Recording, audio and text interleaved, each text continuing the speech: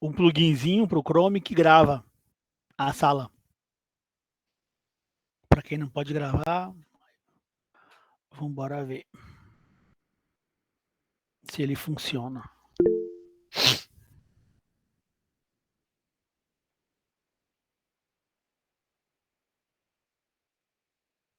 Ele só não está liberando a gravação.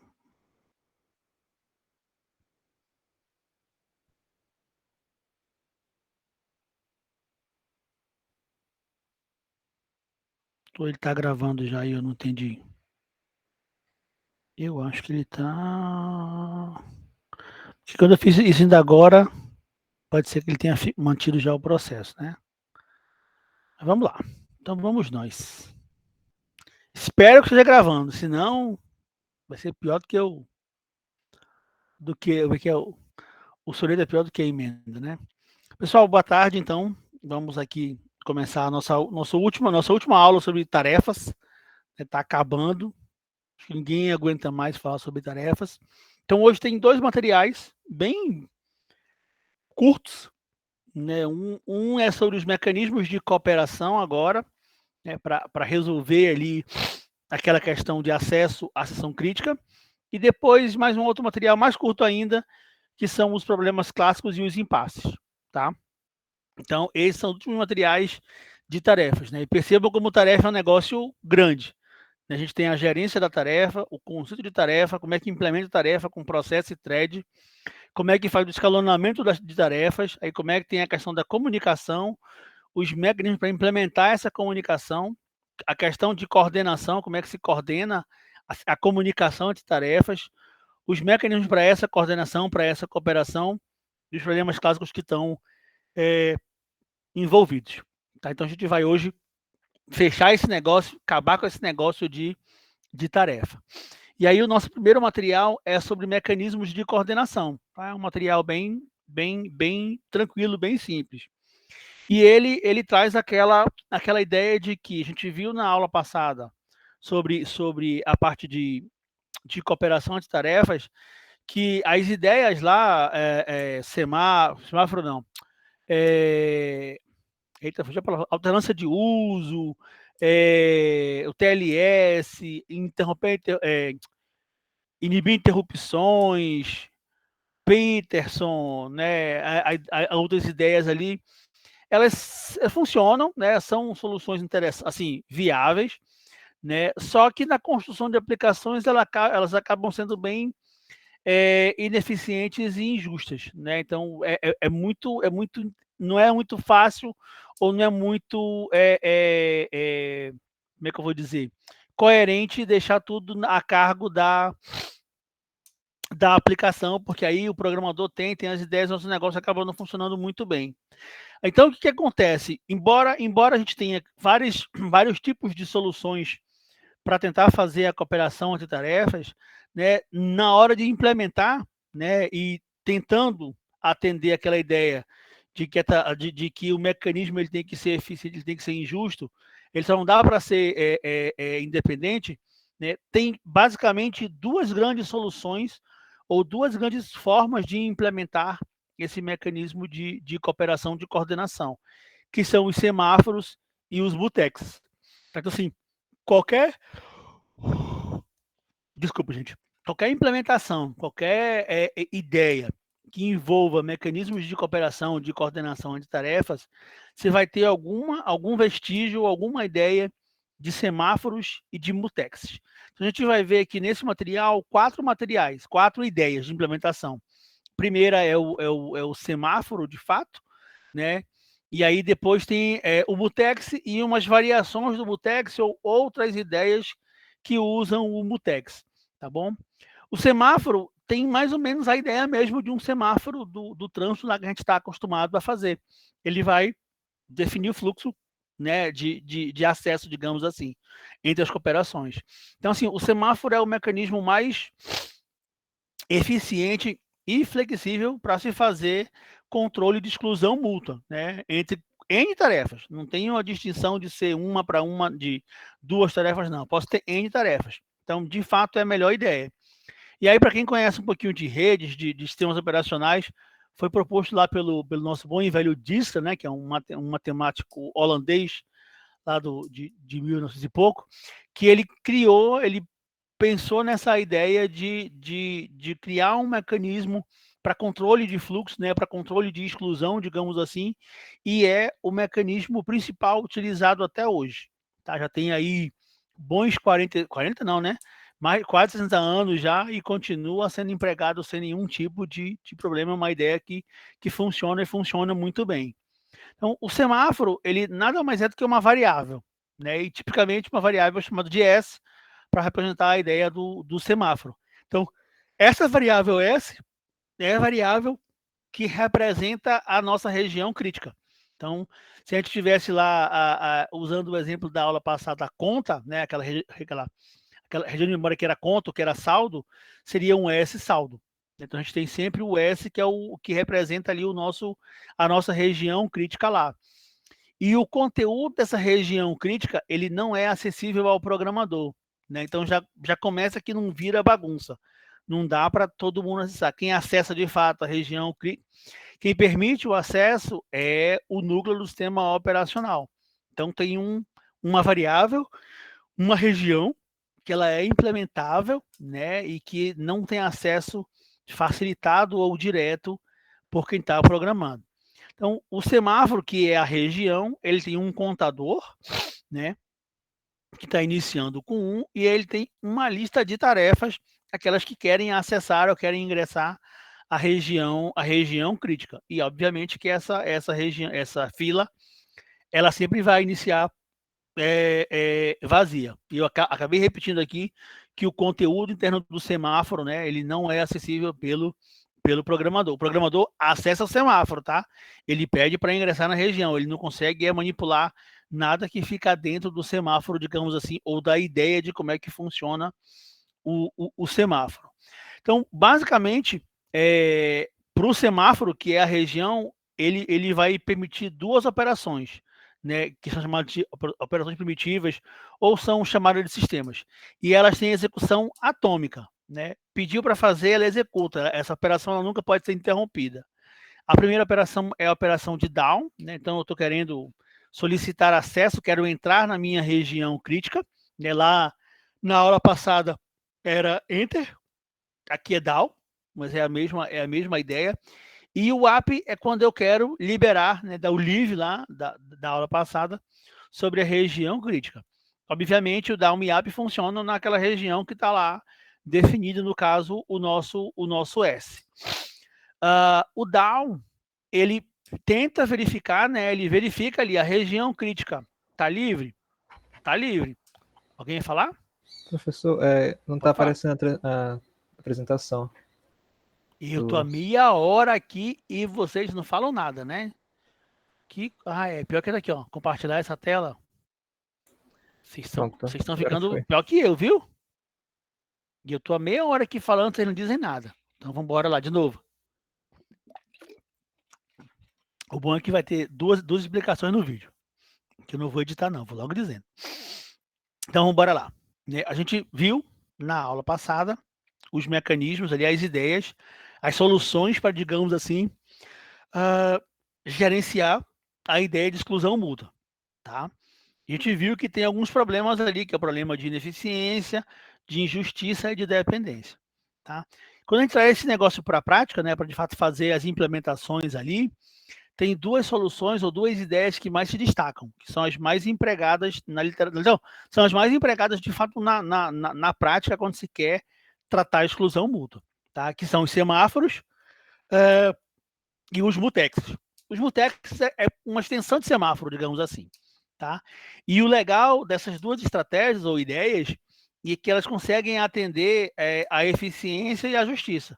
Elas só não conseguem atender a independência, assim, oficialmente a independência. Mas pelo menos elas já estão ali como mecanismos bem interessantes e que são os caras mais amplamente utilizados para se implementar acesso à região crítica, né, a seção crítica, por aplicações que vão ter que fazer algum tipo de concorrência, que precisam compartilhar algum tipo de recurso. O que é legal, então, sobre o semáforo? É que o semáforo ele é um cara altamente flexível. Tá? Ele permite um controle sobre regiões críticas, né, sobre seções críticas, tentando garantir ali a exclusão mútua entre N tarefas. Tá?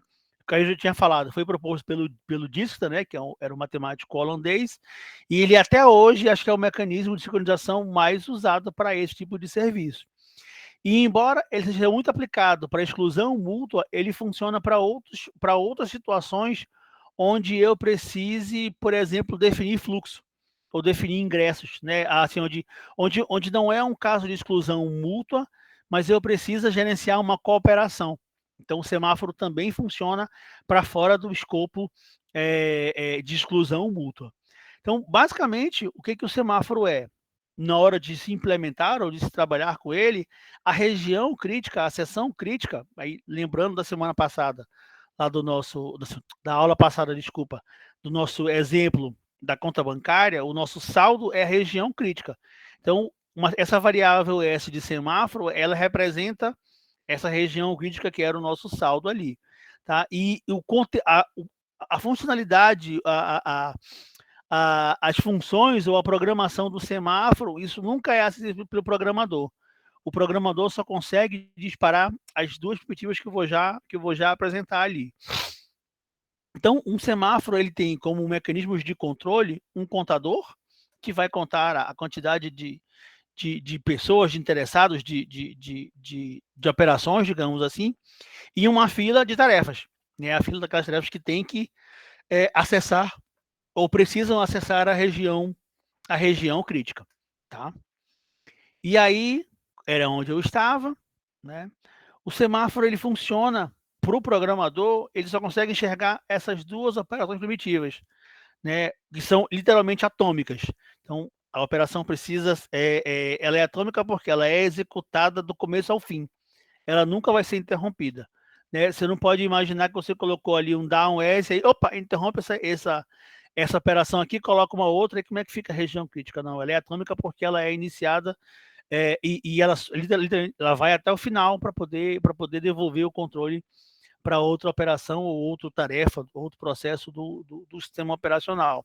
Então, o down, ele pede para entrar na região crítica, é o nosso enter, e o up, ele sai da região crítica, é o nosso leave. Tá? Então, assim, down S, eu quero entrar naquela região crítica, up S, eu quero sair daquela região crítica. O down, ele funciona assim, se a seção crítica está livre, não tem ninguém utilizando ela lá, a operação imediatamente retorna que está livre ali, muda o nosso contador, né? E aí a tarefa ela pode literalmente ser colocada em execução, ela pode ingressar ou acessar ali aquela região que é o semáforo. Se a seção crítica ela não está livre, já tem alguém utilizando ali, a tarefa que está querendo entrar naquela região crítica, ela é automaticamente suspensa, né? E ela então é adicionada na fila, naquele SQ lá, aquela fila de tarefas que querem entrar na região crítica. E o contador que está associado ali ao semáforo, ele é decrementado. Então, assim, quero chegar na região crítica, não tem ninguém usando, ela está literalmente liberada, ou já estou trabalhando, tá? Já coloco em execução. Tô lá, beleza. E, obviamente, eu meio que aviso que tô lá. Né? A região sabe que eu tô lá. Se chega uma segunda tarefa que quer usar a mesma região, ele vai tentar e vai ver, opa, não dá, tá ocupada já. Então, esse cara que pediu essa tarefa, ela é bloqueada, ela é suspensa, para evitar aquela espera ocupada. Então, ela não está gastando, não está desperdiçando recurso. Né? Ela é suspensa e é uma referência a ela, é adicionada ali àquela fila do semáforo. Né? E o contador que diz ali a intenção de uso, ele também é decrementado. Do lado inverso, né, do app, né, toda vez que uma tarefa pede para sair da região crítica, né, o contador agora o contador de semáforo ele é incrementado. Tá? Então, entrou na região, decrementa o contador, começou com 1, se entrou na região, agora ele vale 0. Saiu da região, ele volta a valer 1. Então, é o 1 que indica que tem alguém ou que não tem alguém. Né? Se a fila não tiver vazia, o cara saiu, liberou, o contador voltou a ser 1. Checa a fila. Se a fila não tiver vazia, a primeira tarefa que tiver na fila ali, ela é acordada, né? Ela sai do estado de suspensão, sai da fila e volta lá para... E volta não, né? E é colocada em execução, tá? Aí esse processo fica se repetindo, se repetindo, se repetindo, né? Para todo mundo ter garantia de direito de acesso à nossa região crítica. Aí eu falei, eu não entendi nada do que o Feitosa falou, né? Então, o Mazieiro ajuda e tem um algoritmozinho aqui, um pseudo-algoritmo, né, que dá a ideia de como é que funciona o semáforo. Então, nós temos esse algoritmo genérico de como é que funciona. Eu tenho uma tarefa T, que está invocando uma operação naquela região crítica. Eu tenho um semáforo que representa a região crítica, e esse semáforo ele tem um contador e uma fila, e eu tenho um valor que eu quero colocar lá na minha região crítica, em algum momento, em algum ponto da minha região crítica. Então eu tenho aqui a minha função, né, a minha operação, a minha primitiva de DAO, né, onde eu digo qual é a tarefa que quer acessar a região crítica e qual é a região crítica, né? O meu contador, então, ele já recebe agora ele é decrementado, né? Ele recebe ele menos 1, e já foi dito aqui, ó. Eita, que eu passei demais agora. Que o contador, ele começa com 1, né? Então, se ele foi decrementado, ele agora está valendo 0, né? E aí tem um teste ali. Se o contador for menor que 0, então quer dizer que, opa, não vai rolar porque já tem alguém executando aquele negócio ali, já tem de fato alguém na fila, né? Eu não posso ter um contador menor que 0, eu tenho que ter um contador igual a 0. Se tiver um contador menor que 0, tem algo errado. Então, como esse cara começou com 1 menos 1 deu 0, o contador é menor que 0? Não. Então, a minha região está liberada. Ela está ok, e eu consigo acessar na região. Pronto, tá? Vamos supor que já tivesse uma tarefa acessando a região crítica. Tinha a tarefa A, agora a tarefa B está aqui, né? Então o down aqui é a tarefa B pedindo para enxergar a região crítica. O contador, ele era 1. Quando a tarefa A foi colocada em execução, entrou na região, ele deu 1 menos 1, 0. Então o contador vale 0 agora. 0 menos 1 vai dar menos 1. Aí ele verifica. O contador é menor que 0? Menos 1 é menor que 0? É. Então, opa, faz o seguinte, coloca essa tarefa, a tarefa B agora na fila, e suspende ela, porque já tem alguém acessando a minha região crítica. É isso, tá? Para entrar na região crítica, esse é o procedimento. E assim vai. Tem uma terceira, uma terceira tarefa, uma quarta, uma quinta.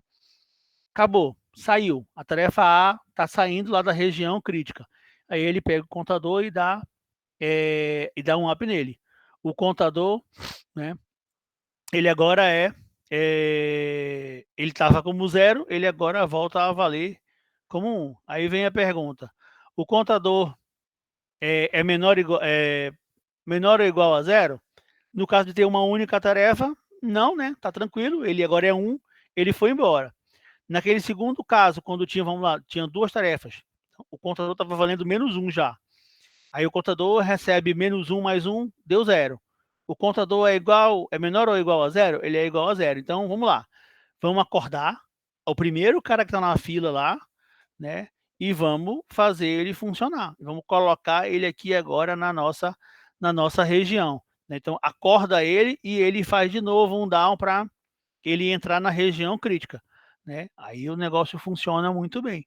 Tá, então, basicamente, a operação para usar os semáforos é isso aqui, né? A minha função inicial ali tem aqui o meu contador que recebe um valor, né? E aí e a minha fila que recebe os meus processos. Tá? E aí o negócio vai funcionando, vai trabalhando. Pode falar. Professor, o que seria o awake numa linguagem C, por exemplo? Não, isso aqui é uma linguagem. Isso aqui acho que é só para ter um H, tá? Isso aqui não é uma linguagem normal, não. O awake era acordar o processo, né? Era literalmente falar para o escalonador, coloca esse cara para executar de novo, porque ó, ele foi interrompido na hora que ele estava pedindo acesso à região crítica. Né? Então ele interrompeu ali, pô. Então, assim, escalonador, agora acorda o processo B, né, e põe onde ele estava. Então ele vai voltar ao ponto que ele estava pedindo acesso à região crítica. Aí ele vai de novo pedir acesso à região crítica. Tá? Assim, agora em C, qual é o comando? Agora tu me pegou. Tenho a menor ideia qual é então, o comando da linguagem ali para poder fazer isso. Pode falar. então ele trabalha junto com o escalonador. Isso, tá? Ele tem, como quem controla o semáforo é o núcleo do SO, né? Então a implementação do semáforo que o SO tem fala com o escalonador, né? Porque aqui ele precisa suspender as tarefas, tá? Tem bibliotecas que implementam semáforo no nível ali, no nível, né? Ao nível do usuário, tá? Na região do usuário, legal. Mas esse tipo de semáforo aqui, né? O foco dele mesmo é lá no núcleo do SO, tá? Então, aqui, para a aplicação lá em cima, é literalmente dar um IAP, né? Beijo nas crianças, tá? Não tem muito o que fazer, não. O controle interno de acorda uma tarefa, coloca para dormir, é feito pelo SO que fala com o escalonador. Então tem toda uma gerência de comunicação aí entre as funções do núcleo do sistema operacional, tá? Então vamos lá. As operações do semáforo, via de regra, são todas feitas, implementadas, né, criadas lá no núcleo do SO, e aí se oferece como uma chamada de sistema, down e up, tá? Não tem o que fazer. De novo, elas devem sempre ser atômicas para evitar qualquer tipo de disputa, né? Então ela tem que ser atômica para poder iniciar e terminar, e resolver aquele problema, colocar alguém na região crítica, tirar alguém da região crítica, né? Seria inviável no meio da operação de colocar alguém na região crítica, suspende. Aí ficou suspenso o recurso, a região crítica não vai ser acessada por ninguém, aí já vai dar aquele bolo de problemas que a gente já viu. Só para deixar mais claro aqui, para dar uma ideia, lembra lá da nossa função de depósito da aula passada, que tinha leave, entre leave? Mesma ideia aqui, ó. Tem agora um semáforo que está junto com a função de fazer o depósito, né? Você pede acesso àquela região crítica, à conta, no caso, faz ali a soma do valor, incrementa o valor que tem lá na variável saldo, e aí quando acabou, sai da região crítica. Então, assim, para o programador é isso aqui, ó. É down e up. Tá? Se ele entender que no código dele, em algum momento, ele precisa fazer um controle de exclusão mútua e ele estiver usando um semáforo, é down e up. É mistério zero. Tá? É muito tranquilo. Por funcionar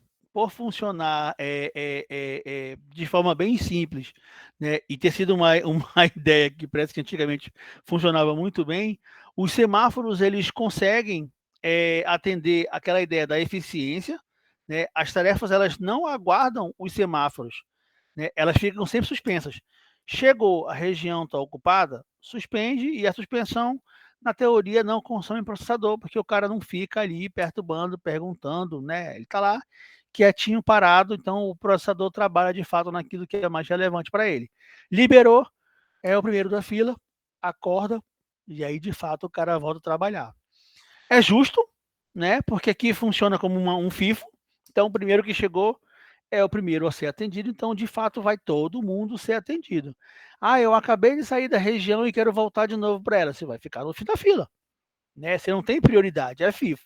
Então é muito mais justo do que qualquer outra ideia, né? E é independente, né? Ele atende a ideia da independência porque somente as tarefas que pediram acesso para a região crítica, né, é que são aquelas que podem fazer parte da fila. Aquelas que não pediram acesso à região crítica não fazem parte da fila, né? Então, assim, o meu tem um outro processo que ele não precisa daquela região de memória conta ali, ele não tem que trabalhar com ela. Então, ok, tá? Eu não preciso levar esse cara ali, ou então ele precisa, mas ele precisa fazer uma leitura, ele só lê o saldo, por exemplo. Então, ele não precisa, na teoria, entrar na região crítica. Lembra que leitura é uma operação que não atrapalha o processo, né? Então, no semáforo, na fila, só vão ficar as operações que devem ficar, aquelas que precisam fazer um down de fato. Tá? As que não precisam não são levadas em consideração. É por isso que o semáforo ele é bem eficiente e tem implementação em qualquer tipo de linguagem. Todas as linguagens vão ter semáforos implementados. C, Java, Python, pode escolher. Tá? Vocês vão encontrar implementação em qualquer tipo de linguagem sem nenhum tipo de problema. Qual é a única questão? O semáforo ele tem aquele contador que é inteiro, né? Então ele é meio que um semáforo, ele é meio que dito como um semáforo genérico, porque ele tem literalmente só um estado, que é só um contador. Só que aí os caras imaginaram uma ideia mais binária. Vamos pensar que o nosso contador, ele consegue representar duas coisas. Ele representa livre ou ocupado, tá? Aí essa ideia de ter dois estados agora, né, lá eu tenho apenas um estado, que é o contador sendo incrementado e decrementado, aqui eu passo a ter livre e ocupado, e aí se deu ao nome desse tipo de semáforo de mutex, né? Porque literalmente ele é focado para resolver o problema da exclusão mútua, tá? Enquanto o semáforo ele dá para ser aplicado em outras ideias. Também é chamado de semáforos binários, né, por causa do 0 e do 1, ou síndrome de trava. Eu tenho um lock e uma trava, e esse cara pode ser considerado um mutex. Eu tenho uma figurinha aqui, não, eu tenho só exemplos aqui de bibliotecas do C, né, que é a pthread, que implementam o mutex.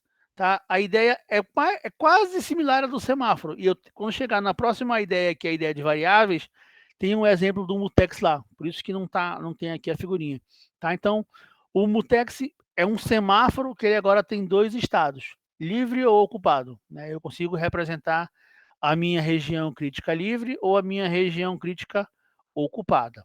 Tá? E tem bibliotecas para implementar, e aí fica a critério de vocês procurarem como implementar. Acho que, se eu não estou enganado, no Java é o Synchronized. Synchronized representa, é isso? Acho que representa o mutex. Posso estar falando besteira, mas eu acho que está nessa linha aí.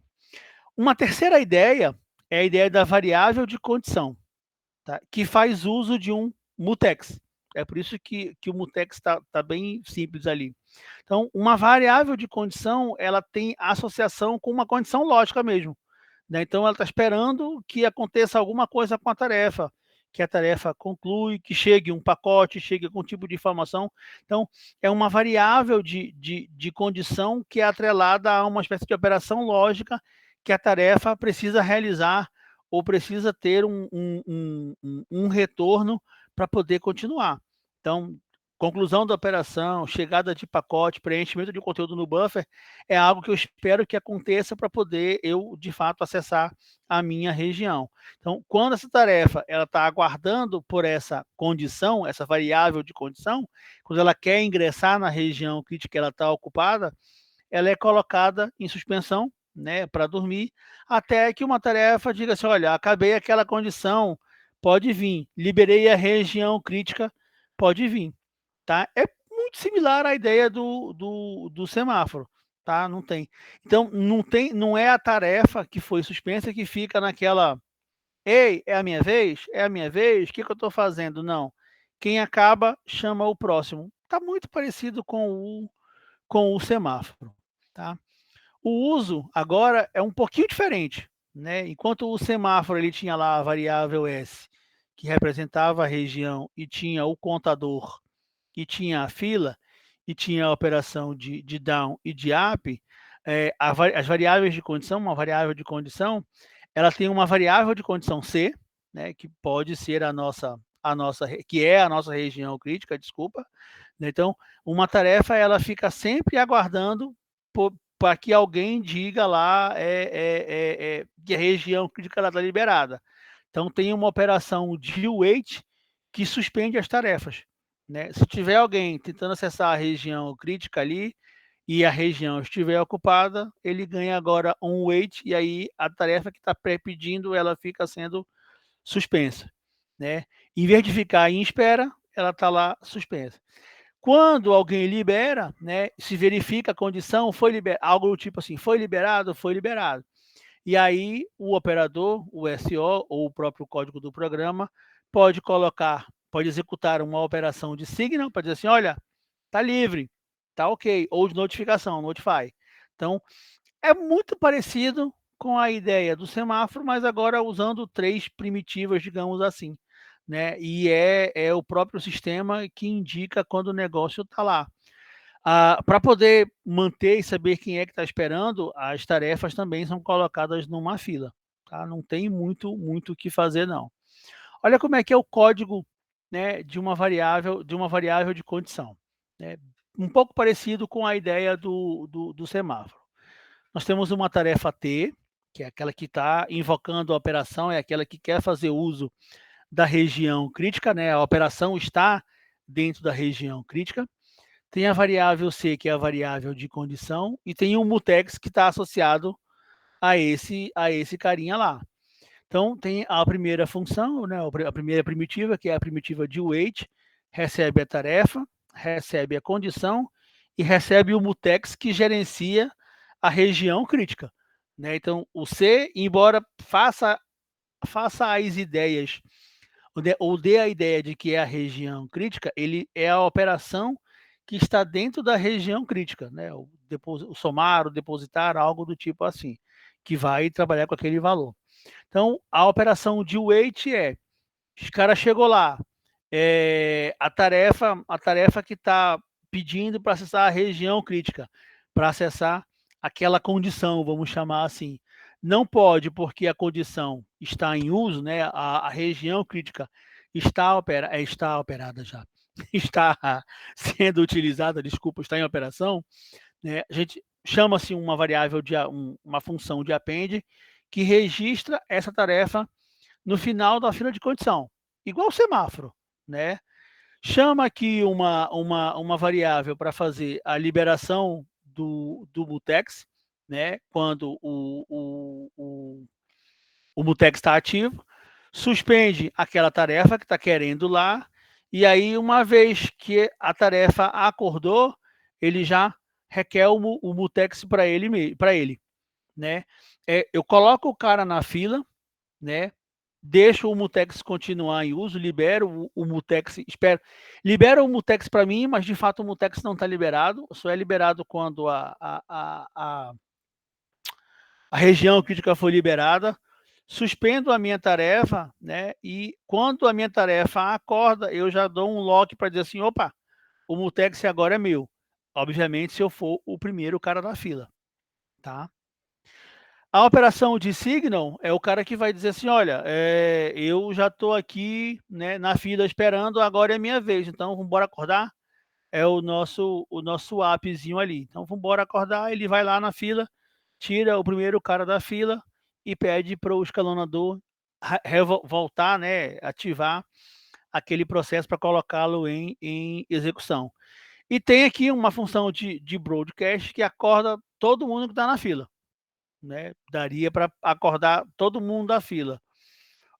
Pode ser que tenha alguma operação, alguma situação que seja interessante, não consigo lembrar agora uma solução onde isso é pensado, né? Onde eu precise acordar todo mundo que está na fila esperando para acessar a região crítica.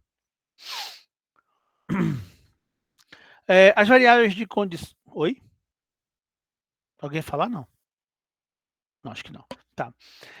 A variável de condição, embora tenha esse nome, de fato ela não tem a condição, né? A gente não viu aqui em canto nenhum uma checagem do tipo do semáforo lá.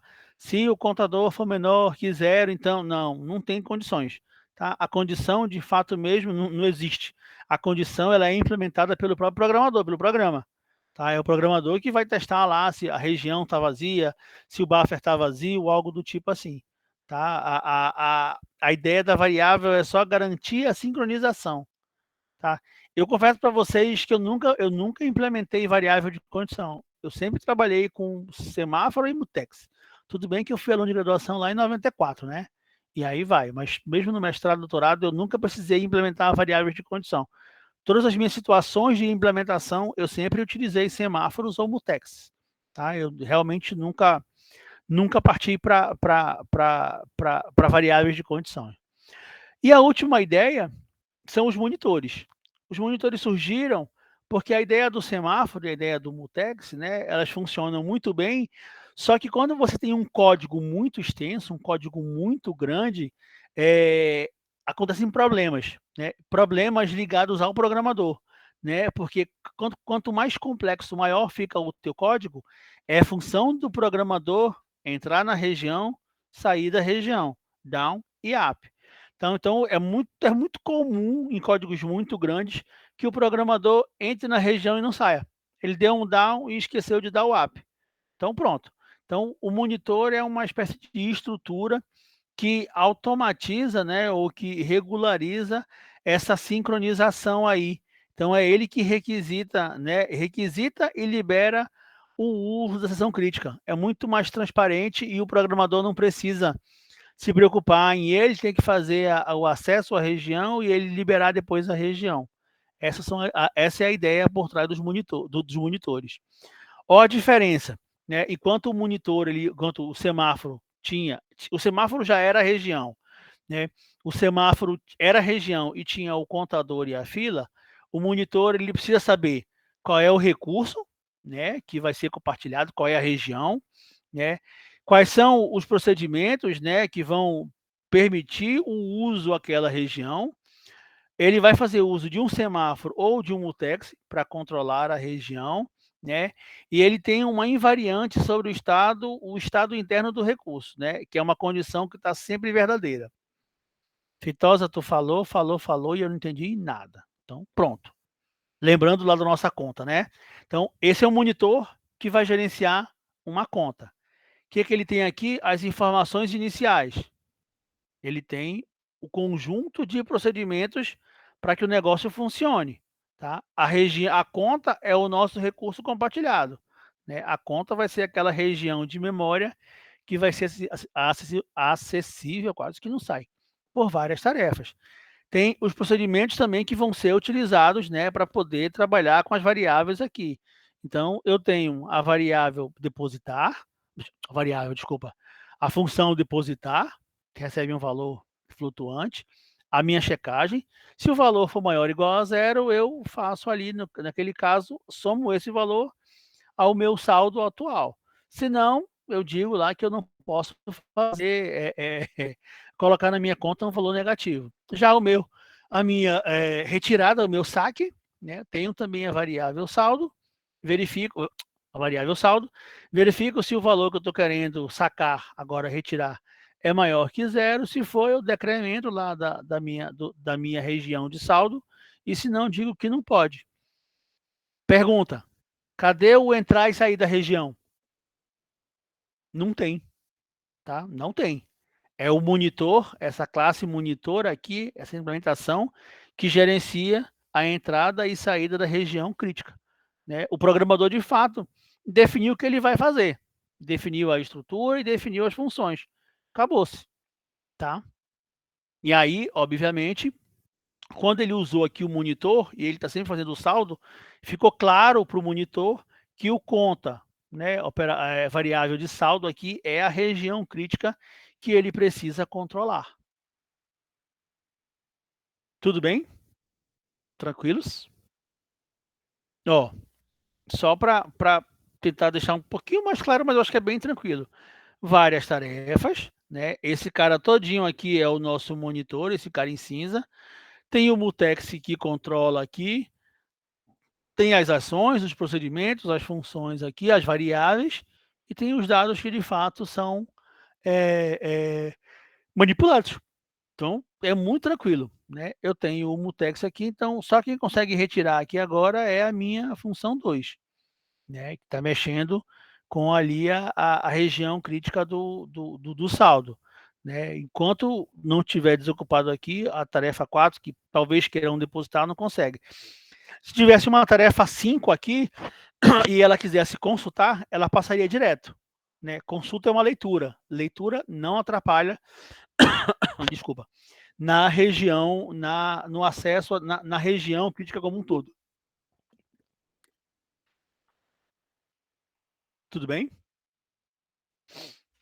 Ó, a definição formal do monitor tinha lá como quarto item, ele prevê, prevê a existência, né, de um invariante, uma condição sobre as variáveis internas que deve ser sempre verdadeira. Então, eu tenho um invariante, que eu tenho uma condição que é sempre verdadeira. Então, no caso da nossa conta bancária, o invariante poderia ser algo assim, ó. O saldo atual deve sempre ser a soma de todos os depósitos efetuados, menos todas as retiradas efetuadas, né? Que é óbvio, né? Então, meu saldo é depósitos menos a soma de depósito menos a soma das minhas retiradas. Essa é a invariante. O problema é que as linguagens de programação não implementam isso, né? Tirando o Eiffel aqui, nenhuma linguagem de programação implementa a ideia do invariante. Eles implementam o monitor perfeitamente, né? O monitor vai ter o recurso compartilhado, os procedimentos e o mutex. O que ele não vai ter é o invariante. C, Java, Python, pode escolher, nenhum deles vai fazer a implementação disso aqui. Tranquilo, senhores? Beleza? Então, eu vou passar para o próximo conteúdo, né? Professor, uma Pode falar. pergunta. Já que as linguagens de programação não implementam invariante, existe Aham. alguma desvantagem em usar ele desse jeito? Nenhum. Tá? O invariante era só para garantir, de fato, a operação das funções que o monitor está executando. Mas aí a gente assume que o nosso programador entendeu o que ele está fazendo, né? A princípio, o programador não vai dizer que o saldo atual é o contrário, né? Que é as retiradas mais o depósito, né? Fica um negócio meio estranho. Então, assim, o que se assume é, como a linguagem não implementa, não permite implementação formal de um invariante, que acaba sendo algo muito lógico, né? É o programador que vai resolver isso. Então, se o programador fizer a sua programação corretamente, o invariante está garantido. É essa a ideia, tá? Posso passar? Posso para a próxima? Então, vamos finalizar. É rápido, também é super rápido, bem tranquilo aqui, que são os problemas clássicos e impasse, tá? O que são problemas clássicos? São problemas onde a operação de coordenação ela tem algum tipo de restrição ou ela gera situações que podem gerar impasses, que podem gerar problemas, vamos chamar assim. Na literatura tem 4 ideias, 4, né? Faltou uma aqui. Tem 4 problemas muito clássicos utilizados para essa ideia de coordenação de tarefas. Tem produtores e consumidores, leitores e escritores, o jantar dos gulosos, fugi a palavra agora, dos selvagens, né? E tem dos filósofos. Então são 4 grandes problemas que tem na literatura. A ideia do produtor consumidor, ele é basicamente conhecido como um problema do buffer limitado, né? A gente viu várias ideias ali de mailbox e fila de mensagens, a ideia do buffer para receber conteúdo. O que acontece é isso, né? O meu buffer ele não é ilimitado. Então, eu tenho uma tarefa ou tarefas produzindo conteúdos, itens, né, que são armazenados no meu buffer. Só que o buffer não é ad infinito. A ideia é aquele do canal de comunicação. Ele não é infinito, ele é finito. Então, o meu produtor ele talvez produza muito mais do que os consumidores conseguem dar conta. Ou pode ser o contrário, os consumidores dão conta muito mais rápido do que eu consigo produzir. Então, esse é o problema que pode gerar alguma questão, algum travamento da região crítica, né? Lembrando que produtor e consumidor são processos simétricos, né? Eles são, então, bloqueantes. Eu mando um, enquanto eu não acabo de mandar, eu estou bloqueado. Então, e o outro é, quando eu for lá na região, do buffer, quando eu for retirar o conteúdo de lá, eu bloqueio para que ninguém escreva nenhum conteúdo lá. Tá? Então, o produtor ele produz um conteúdo que é depositado nessa região, nesse buffer, e o consumidor retira, obviamente, ali o conteúdo, né? Problema, o produtor vai colocar um conteúdo, o buffer está cheio, então ele tem que esperar. Né? Ele não pode jogar fora o conteúdo, ele tem que esperar alguém liberar. O consumidor vai lá retirar e está vazio, tem que esperar algum produtor colocar o conteúdo lá. E o acesso a esse buffer lá, ele é bloqueante. Então, pediu para usar, vai ficar bloqueado até mudar a situação. Olha a ideia bonitinha aí do que seria um produtor consumidor. Né? Eu tenho um buffer, uma região de memória, onde os produtores inserem conteúdo e os consumidores retiram o conteúdo. Né? E os conteúdos e as operações de inserir e retirar, elas são bloqueantes. Essa é a ideia.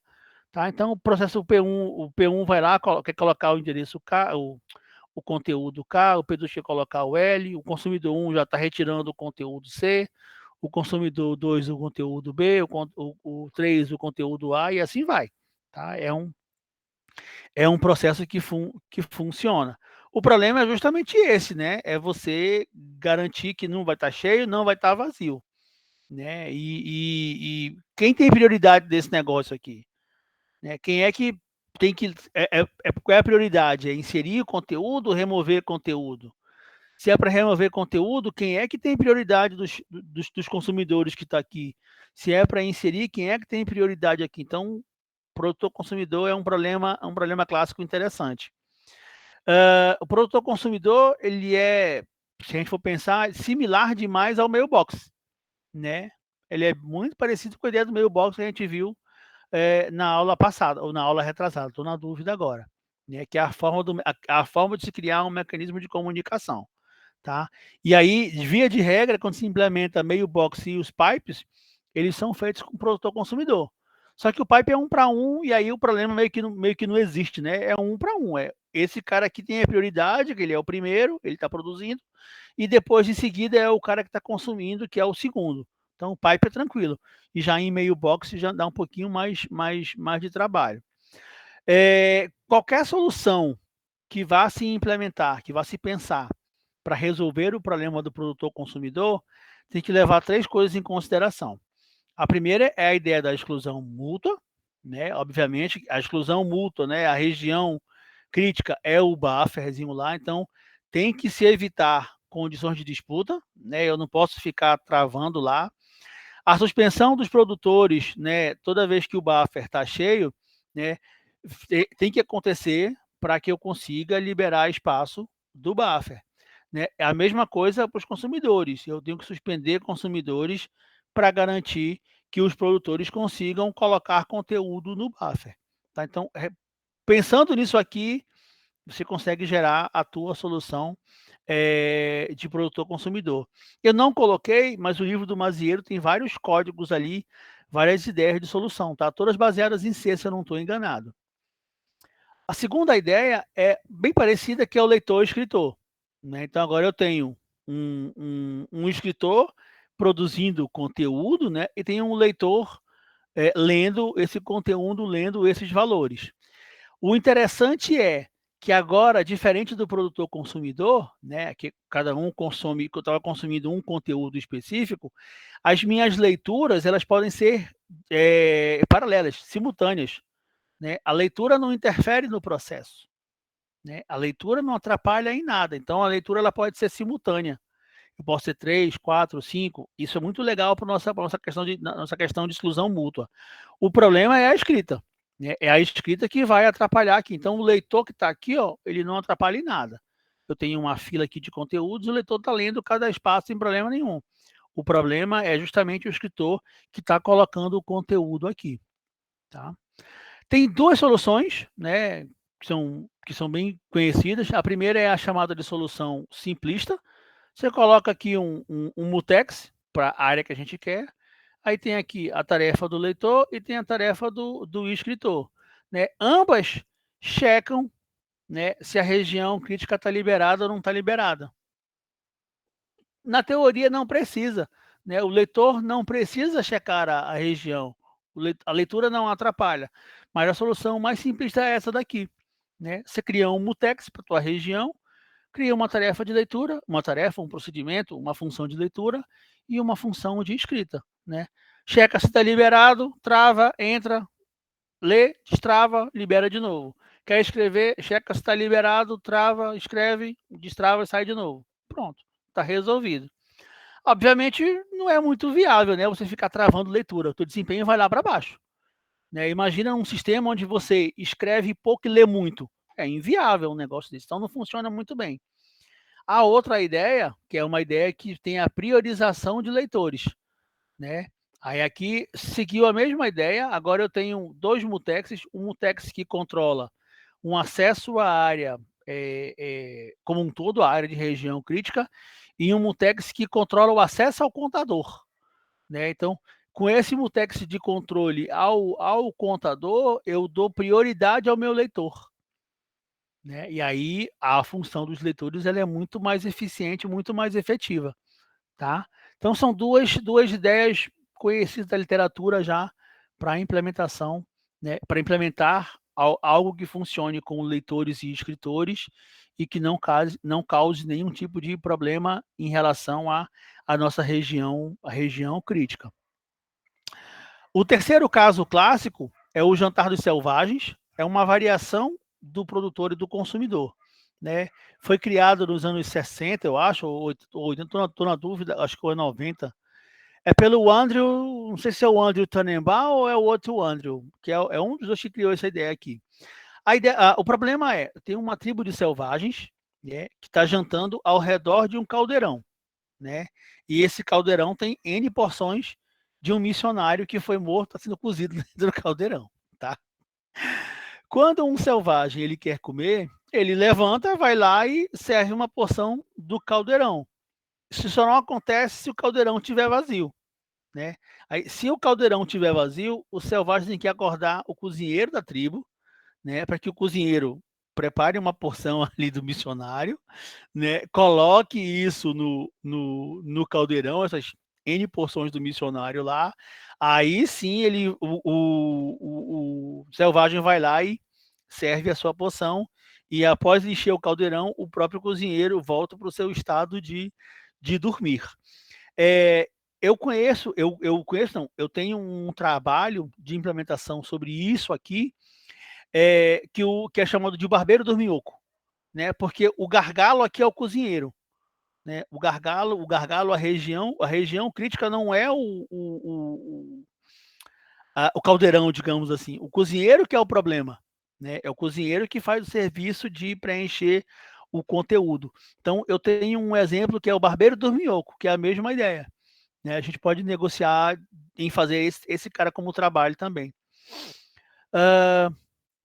As restrições para que se consiga criar uma solução para os danos selvagens os selvagens não podem se servir ao mesmo tempo. Tá? Não dá para todo mundo chegar lá junto no caldeirão.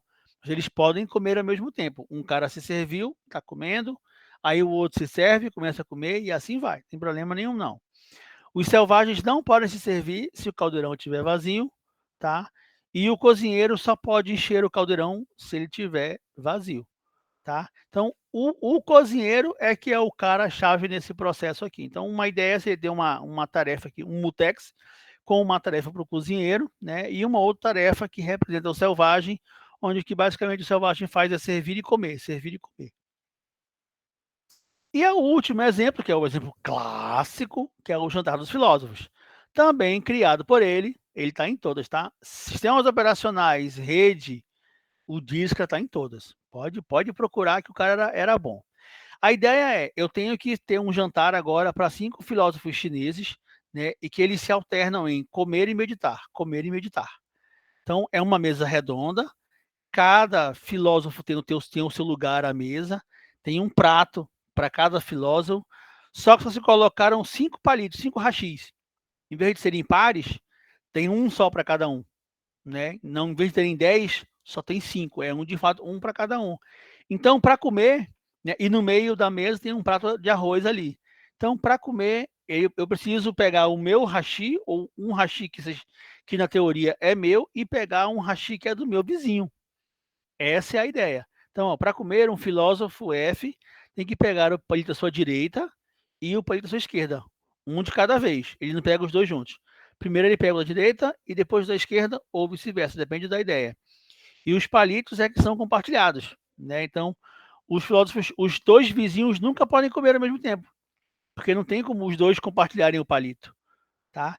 Os filósofos não conversam entre si e não sabem um do estado do outro. É basicamente isso aqui, ó.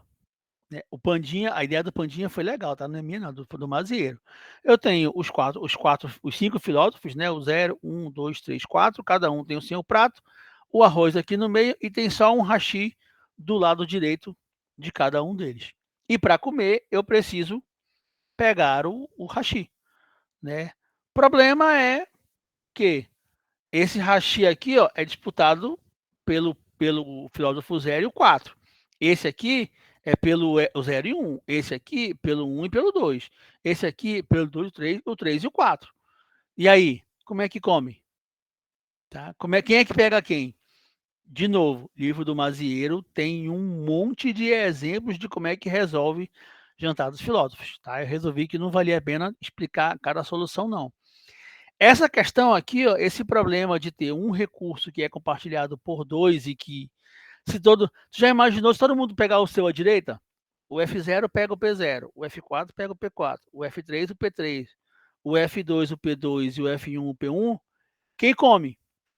Ninguém, né? Eu tenho uma situação de impasse, o nosso famoso deadlock, né? Tá lá. Não vai. Enquanto alguém não liberar um hashi, ninguém come.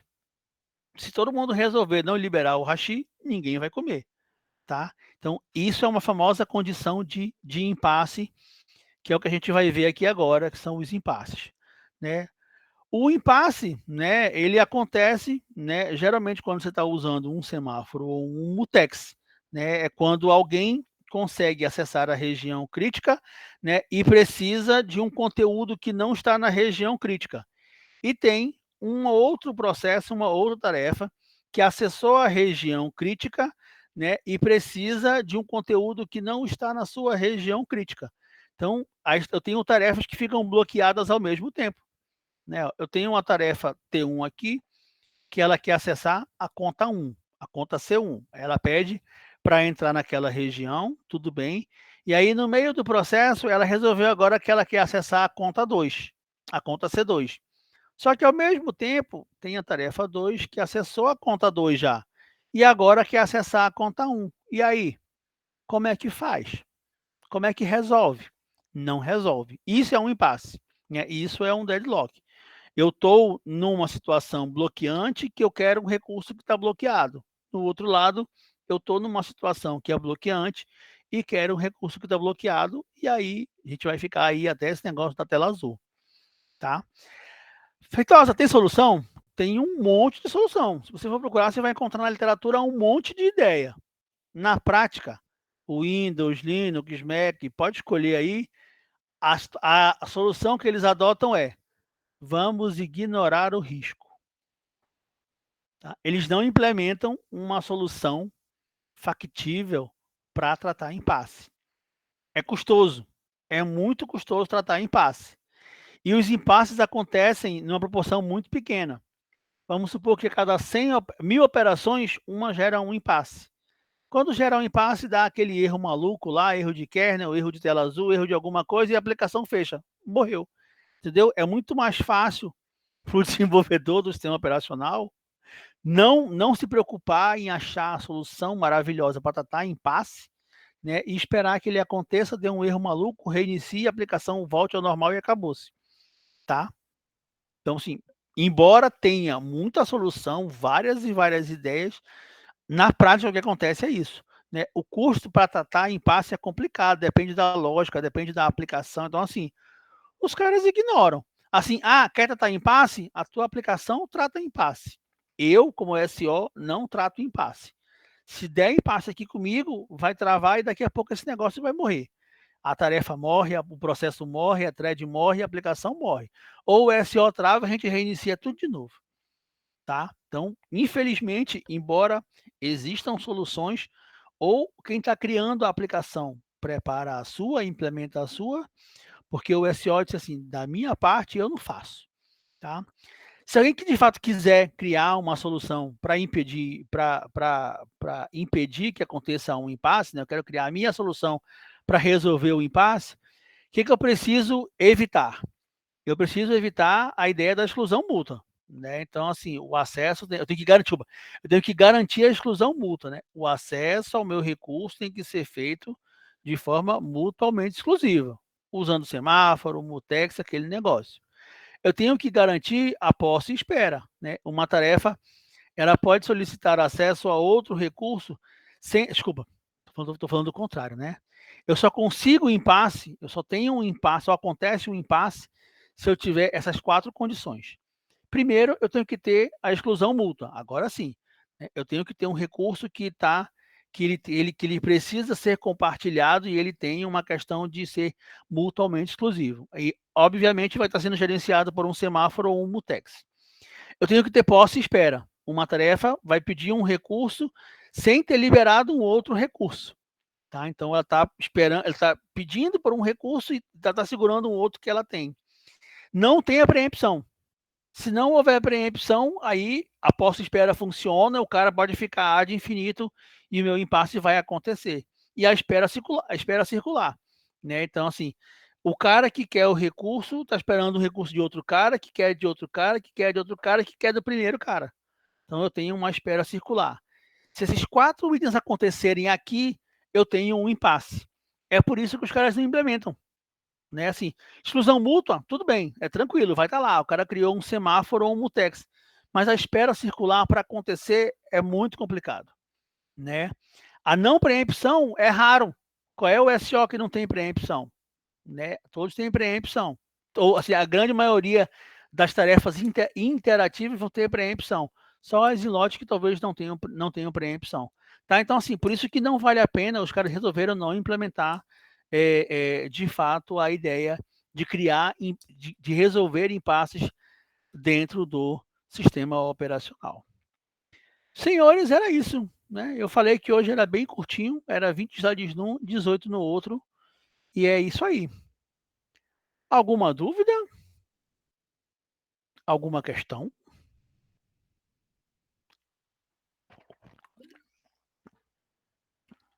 Não? Tranquilos?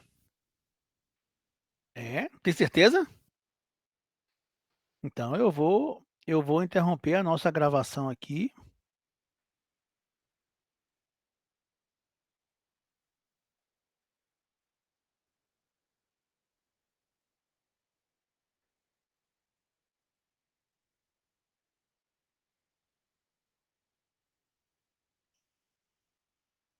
Gente, ok. Rapaz, eu tô achando que esse cara não gravou, não. Porque ele não quer interromper a gravação. Ih, deu chabu. Então, vamos fazer o seguinte. Se ele tá aqui, diz que processando, mas ele não interrompeu a gravação ainda. Se ele não gravou, eu gravo de novo, sozinho. E aí eu deixo o vídeo lá para vocês, tá? Para garantir, para não dizer que o negócio não ficou registrado. Só que vai ter só a minha voz. Não vai ter vocês fazendo perguntas. Rapaz, que loucura. Ele tá aqui, ó, recording, e ele não tá travando. Ele não tá destravando, na realidade. Ele tá salvando o registro, mas ele não meio que ficou travado. Senhores, perguntas aí? Se não, estão liberados. Aí até sexta-feira de manhã eu coloco lá no Colab o questionário, tá? Eu já acabei de subir o vídeo da aula passada, que eu jurava que eu tinha feito, mas eu não fiz. Eu acabei de subir, aí eu já daqui a pouquinho coloco no Colab Web e aí resolvo esse caso aqui. Se ele realmente não gravar amanhã de manhã, como eu não tenho nada para fazer assim cedo, já venho aqui, já regrava a aula, já coloco lá para todo mundo ter o conteúdo preparado. Tá bom, gente? Então vamos lá. Bom fim, boa quarta-feira. Descansem Professor, lá. Pode falar, Luiz. uma pequena pergunta, né? Porque, Então tá. tipo, esses códigos que o senhor mostrou, ele Aham. tem mute, tem task, tem Aham. lock. Algumas dessas palavras são definidas? pelo próprio. Ali, acho que a maioria dos códigos está em C, tá? E aí, de fato, é mutex mesmo. Acho que a biblioteca é pthreads.h, se eu não estou enganado. Aí é mutex mesmo, pode testar no C.